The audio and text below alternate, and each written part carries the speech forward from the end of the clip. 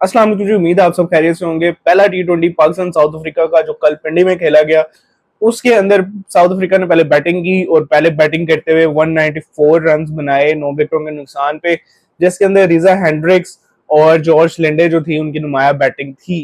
पाकिस्तान की बॉलिंग के अंदर मोहम्मद नवाज ने बड़ी अच्छी बॉलिंग की और मैं ये देख के बड़ा हैरान था कि जो बॉलर इनफॉर्म था पिछले सीरीज के अंदर, शाहीन इनफॉर्म नहीं था पूरा एशिया कप। हमने लास्ट टी20 जो सीरीज खेली थी वो बांग्लादेश वाली थी और क्या कहते हैं ट्राई सीरीज थी, एंड देन एशिया कप था। एशिया कप के अंदर जो हमारा एक हमने दो फास्ट बॉलर खिला रहे थे, ठीक है, इनिशियली उसमें था क्या कहते हैं शाहीन था और राउफ था। राउफ इंजर्ड हुआ, फेम को लेकर आए, फेम ने परफॉर्म किया, देन हमने तीनों को खिलाया, ठीक है, फाइनल के अंदर। शाहीन भी नहीं चला, राउफ को भी अच्छी खासी कुट पड़ी। जो एक बॉलर था जो परफॉर्म कर रहा था, जिसने अभिषेक की विकेट ली और जरा मैच बनाया, वो था फ़हीम अशरफ, ठीक है। और फ़हीम अशरफ को कल के मैच में बॉलिंग ही नहीं दी गई। शाहीन 3 फास्ट बॉलर हमने खिलाए, ठीक है, उसके अंदर शाहीन था, नसीम था एंड फ़हीम था। शाहीन ऑब्वियसली फॉर्म में नहीं है, ठीक है, और उसे कैप्टन बना दिया, वो एक अलग स्टोरी। नसीम जो था उनका कमबैक था, ऑब्वियसली हम उनसे एक्सपेक्ट नहीं कर सकते। दूसरी बात, उन्हें पूरे ओवर भी नहीं दिए गए। शाहीन और फैम को एक ओवर नहीं दिया गया और ये मुझे इस पुअर कैप्टन एक दफा दोबारा से पुअर कैप्टनसी दिखाई गई, जिसके ऊपर सलमान अली आगा को मुझे समझ नहीं आ रही क्या सोच रहे हैं। लास्ट टाइम हमने एशिया कप के फाइनल के अंदर भी डिस्कस किया था कि जब आपके एक बॉलर को मार पड़ रही है और आपके पास एक सेकंड सीमर की ऑप्शन है, ठीक है, हुसैन तलत को जो आपने ऑलराउंडर के तौर पे खिलाया, वो बैटिंग तो नहीं कर रहा, फील्डिंग भी नहीं कर रहा, तो वो बॉलिंग तो कर लेगा ना। तो आपने राउफ से 4 के 4 ओवर करवा दिए, आपने हुसैन तलत को ओवर नहीं दिया, ठीक है। सेम मिस्टेक कल शाहीन को 3 ओवर के अंदर 40 स्कोर पड़ चुका था, 40 के ऊपर, ठीक है, लेकिन आपने स्टिल उसे चौथा ओवर दिया, ठीक है।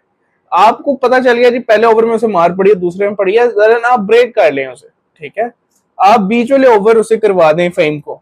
फ़हीम इन फॉर्म है भाई, उसने फाइनल में परफॉर्म किया उस मैच में जिसमें सारे ठप हो गए थे, जिसमें पूरी टीम ने बैड परफॉर्मेंस दी थी, वहां पे फ़हीम ने अच्छी परफॉर्मेंस दी थी, लेकिन आप उसे बॉलिंग ही नहीं दे रहे भाई, बैटिंग में भी नीचे भेज रहे हैं।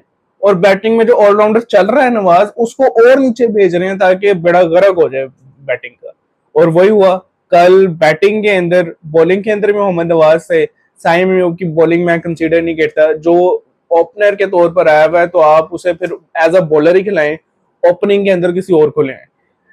सो साइम को तो मैं उसके बारे में बात ही नहीं कर रहा कि इतनी बैड परफॉर्मेंस और फिर भी वो लाइक मुतमईन है उसके ऊपर। मुझे समझ नहीं आती कि वो किस तरह से मुतमईन है अपनी परफॉर्मेंस के ऊपर। एंड बाकी जो रह गई बात उसकी, उसके बाद नवाज ने बॉलिंग में भी अच्छी बॉलिंग करवाई और बैटिंग के अंदर भी करवाई। अगर उसे शुरू में ले आते तो जरा मैच थोड़ा सा बन सकता था, लेकिन जैसे शुरू के अंदर जो साइम अयूब थे उन्होंने कुछ 6 रन बनाए थे 13-14 बॉलों के ऊपर, उसकी वजह से फरहान अली जो फरहान थे, साहबजादा फरहान, उनके ऊपर प्रेशर पड़ रहा था। सो इस वजह से उनकी विकेट गिरी। जब एक 200 चेस करना है आपने और दूसरी तरफ आपका जो बैट्समैन है वो गेंदे बीट करी जा रहा है और एक बेचारा पावर से जरा रन रेट को नीचे लेकर आता है और दूसरा जो है उसको पकड़ के उसका वार्ड लगा देता है। सो ये कल के मैच का इशू था और बहुत bad performance, poor captaincy, even के इससे अच्छी बॉलिंग परफॉर्मेंस हमारी इस time women team world cup में दिखा रही है, ठीक है। और ऑल्दो वो सबसे नीचे है, उनकी बैटिंग फ्लॉप हुई है, बॉलिंग में बहुत अच्छा परफॉर्म किया है, लेकिन हमारी मेन टीम की बॉलिंग परफॉर्मेंस उनसे भी गई गुजरी हो चुकी है।